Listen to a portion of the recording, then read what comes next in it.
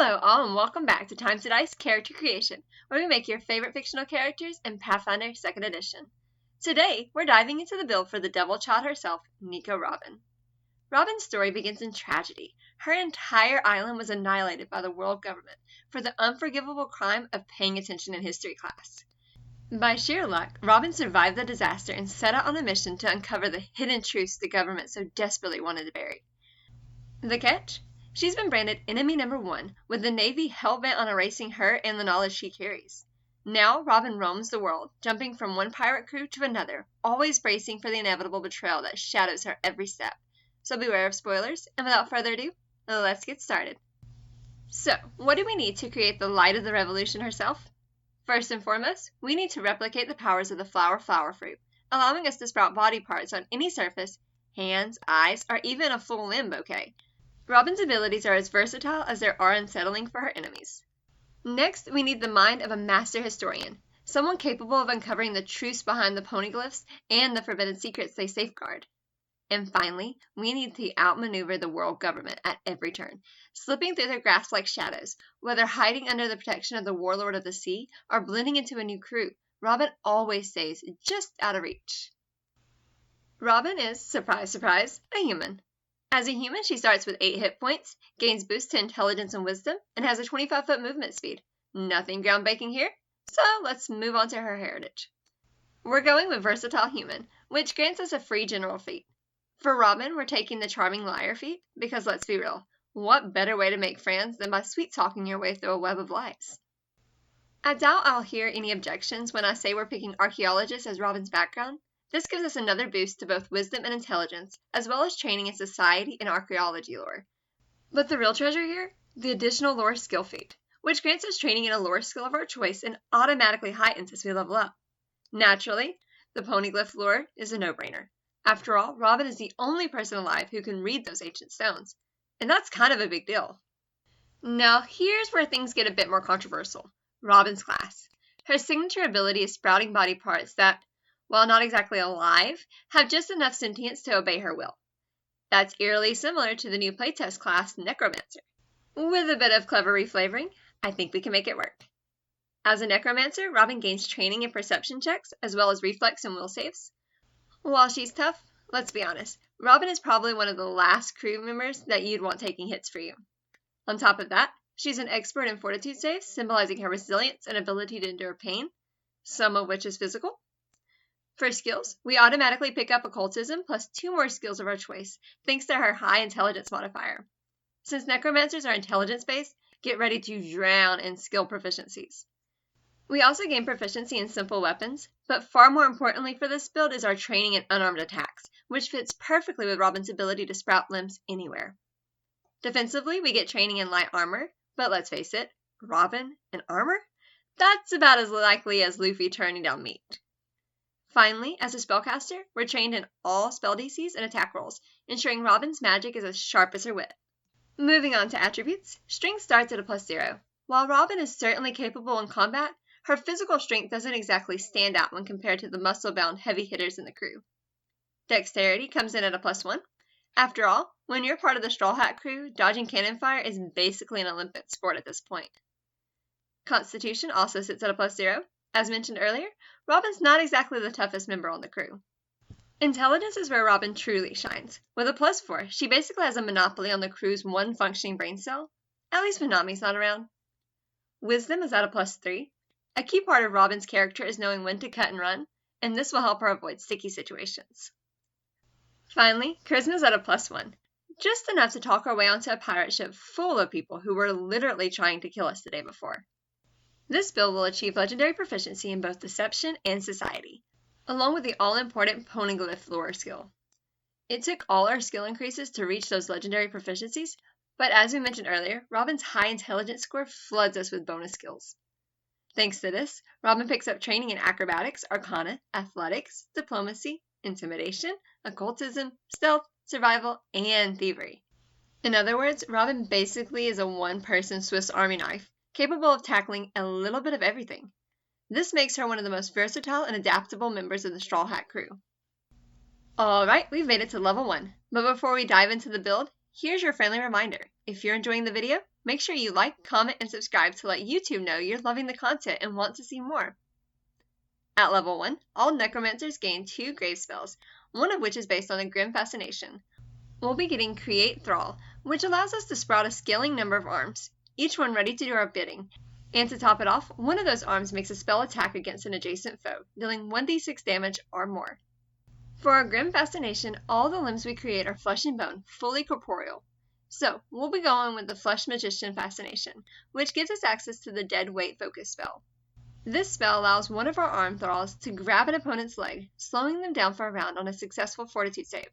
On a failure, the target gets immobilized, and on a critical failure, we get to fully grab hold of them. It's a great way to lock down enemies and give your allies some breathing room. The Flesh Magician Fascination also provides us with the Toughness feat, granting us extra hit points as we level up, ensuring Robin's ability to survive the rougher patches of her journey. We also gain an Ancestry feat. We're picking up Cooperative Nature. This gives us a +4 bonus on attempts to aid others. It's perfect for when Robin needs to prove her worth and convince others that she's someone worth keeping around, even with the risk of the Navy showing up and blowing up the entire island. As a spellcaster, Robin gets a few nifty cantrips to play with. For starters, we've got Telekinetic Hand, which lets us create a hand. Pretty simple, right? Next, we pick up Telekinetic Projectile, allowing that same hand to hurl objects at an enemy. Shield is another handy cantrip, letting us create small arm-like shields from Robin's elbows. Forbidding Ward lets us extend that same shielding ability to others, giving a bit of protection for fellow crew members in need. Finally, Warp Step lets us create legs at the bottom of our own, increasing her stride. Okay, maybe that one's a bit of a stretch, but hey, 4 out of 5 ain't bad. It's still a good fit for her mobility and flexibility, even if it's not as iconic as the arm-based abilities. For our first rank spells, we've got Carry All, which lets us summon a group of limbs to carry a heavy object. It's a handy way to move things around without breaking a sweat. Then there's Protection, which is essentially a straight-up upgrade to Forbidding Ward. Instead of just offering protection against a single foe, it grants a bonus against all attacks, making it a more reliable and versatile defense option. At level 2, we pick up the class feat Muscle Barrier, which allows us to turn one of our arm thralls into an extra layer of defense. This grants us or an ally temporary hit points and a bonus to athletics as long as those hit points last. There's really no problem that a couple more arms can't solve, whether it's blocking attacks or boosting our grapples. We also gain the Slippery Prey skill feat, which helps us slip out of any situation except, maybe a pair of Sea Prism handcuffs. But hey, how many of those could we possibly run into? At level 3, we get the Fleet feat to help us keep 1 foot ahead of the Navy. Or more like 5 feet. Get it? We also get Grim Wards at this level, increasing our will save to Expert and turning our successful will saves into critical successes, but only against possession and mental effects caused by haunts. For our rank 2 spells, let's pick up Illusionary Creature and Mirror Image for some Cuerpo Floor action. At level 4, Necromancers gain access to the Body Shield class feat, which lets us throw one of our thralls in the path of an incoming attack. This grants us a +2 circumstance bonus to our AC and resistance to the attack equal to our level. We also pick up the Titan Wrestler skill feat, which allows us to use our athletic maneuvers like grappling or shoving against larger foes. Whether it's hulking Marines or hulking Shadow Pirates, Robin's extra arms are ready to bring even the biggest enemies crashing down. At level 5, we take the Sense Allies Ancestry feat, which lets Robin metaphorically, and literally, keep an eye on all her friends, allowing her to locate them at a moment's notice. We also gain Reflex Expertise, which boosts our reflex saves, and our athletic proficiency rises to Master. For third rank spells, we grab Rouse Skeletons, which floods a 10-foot burst with a swarm of limbs, damaging everything in the area.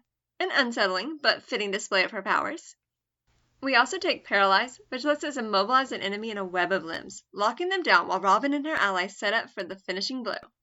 At level 6, we shift focus from Robin's magical prowess to her analytical and tactical genius by taking the Investigated Education. This allows her to pursue a lead, granting a +1 bonus to checks related to a specific task or mystery she's investigating. We also gain Clue In, which lets Robin share her bonus with an ally, showcasing her ability to guide the crew towards success with her insight. To round things out, we pick up the Dirty Trick skill feat, letting Robin subtly interfere with an opponent's movement, making them clumsy one for a round. At level 7, we pick up the Feather Step general feat, allowing Robin to step through difficult terrain with ease. Whether it's rubble, dense foliage, or chaotic battlefield debris, nothing's going to slow her down. We also gain Perception Expertise, which boosts our Will Save proficiency to Master. Finally, Expert Necromancer not only increases our spellcasting DC, but also boosts the number of thralls we can summon at once.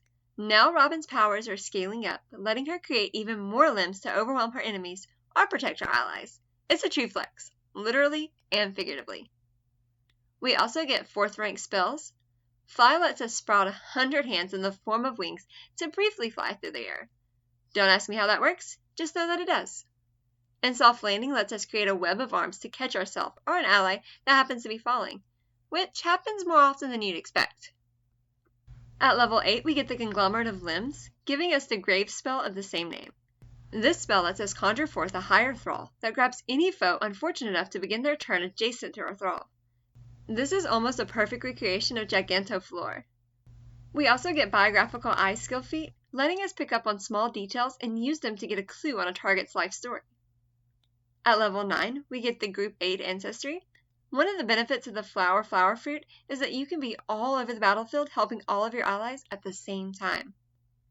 For our spell progression, Wall of Flesh lets us summon walls of arms to grab creatures and lock down the battlefield. And the Aberrant Form works for a makeshift mono floor, at least until we find something a little better later on. At level 10, we pick up the Desperate Surge to turn our athletic maneuvers into spell attack rolls rather than athletic checks. We can even sacrifice the Thrall to instantly skip the normal 10-minute cooldown. The Schooled in Secret skill feat also kicks in at this level, letting us use occultism to gather information rather than diplomacy. We even get to recognize symbols that identify members of secret organizations like Baroque Works. At level 11, Necromancers get a general feat that we can spend on Incredible Initiative. This is to reflect Robin's time consistently looking over her shoulder, netting her a +2 circumstance bonus to our initiative. We also get 2 proficiency boosts.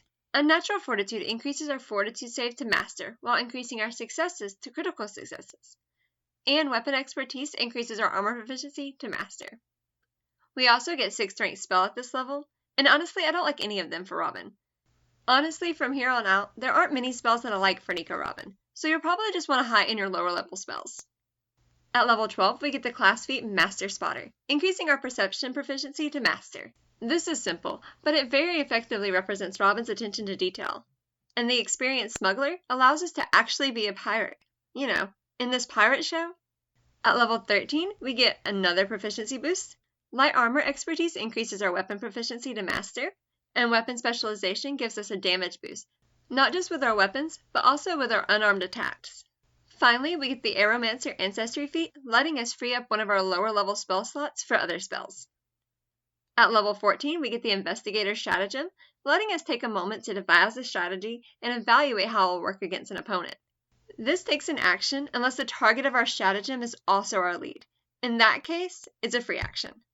And the Fleeing Diversion skill feat lets us draw attention to one of our clones long enough for us to make our getaway. At level 15, we get Legendary Codebreaker, letting us read poneglyphs, while Master Necromancer increases our spellcasting proficiency and number of thralls summoned. At level 16, we're going to pick up Athletic Strategist from the Investigator feat list. This lets us use our attack stratagems to replace athletic rolls with the attack traits. Without heavier investment in this, it really won't work on higher level enemies, but Robin is always specialized in taking down hordes of weaker enemies anyway. We also get Catfall to use our weird wing things to avoid fall damage. At level 17, we get the Ancestry feat Heroic Presence, letting us inspire our allies to fight their hardest. We don't even have to get captured by CP9 first.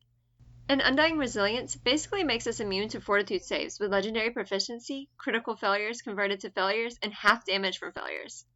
At level 18, we will pick up Advanced Deduction to take Defensive Strategist, so that when we know we're outmatched, we can take Defensive Stance to get a bonus to our AC. And for our skill feat, we get Slippery Secrets, letting us ignore the penalty from repeatedly lying to a target.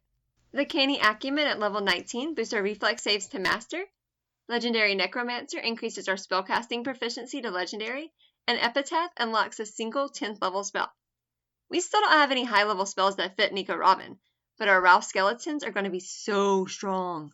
Here we are at level 20, and it's time to unleash Robin's ultimate move, Living Graveyard. This turns her Demano Floor into the Stuff of Nightmares, summoning a gargantuan demon clone with a whopping 400 hit points. This Titan smashes onto the battlefield, forcing all nearby foes to make a Fortitude save or immediately fall prone under the sheer force of its presence. That's the power of Fishman Karate.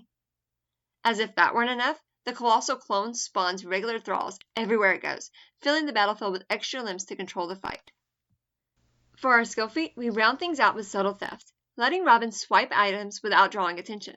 Perfect for sneaky infiltrations or lifting keys from oblivious marines. Whether she's toppling empires or making off with priceless relics, Robin has the skills for the job. Alright, now that we're finished with the build, let's see how it plays. For starters, there's no better battlefield control than summoning giant versions of yourself to literally tie up enemies. Next, we are extremely helpful. With cooperative nature, group aid, and sense allies, we always know where our allies are and can assist them both in and out of battle. And finally, with spells like Wall of Flesh and Gargantuan Thaws, we can divide enemies, allowing our allies to focus down one enemy at a time. Life's not all good though. With only 8 hit points per level, no con investment, and next to no dexterity investment, we are extremely fragile, especially if you decide not to wear armor. And it's not like we are glass cannon either. We don't exactly have damage to augment our poor defenses, as we focus instead on supporting allies. And finally, we have the unique problem of being a spellcaster that relies on multiple attack penalty. Between our thrall attacks and our grapples, prepare to have a higher multiple attack penalty than any spellcaster has a right having. Thank you guys so much for watching. Make sure you like, comment, and subscribe. And for our special announcements, we have 500 subscribers! Woo! Thank you guys seriously so much for subscribing to us. We have reached our goal only 4 days late.